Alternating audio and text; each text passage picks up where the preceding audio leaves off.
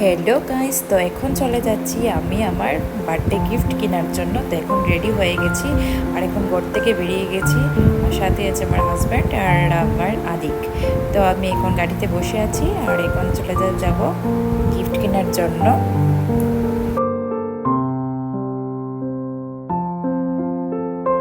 তো এখন চলে আসলাম টাইটানের শোরুমে। টাইটান থেকে অনেকগুলো দেখেছি, তারপর দেখে একটা মেয়ে আমার পছন্দ হয়েছে, একটা বেলটালা ওয়াচ এখানে দেখছি একটাতে একটা খুবই সুন্দর দেখার মতো। তারপরে এখান থেকে একটা পছন্দ করে নিয়েছি ব্ল্যাক কালারের ওয়াচ একটা।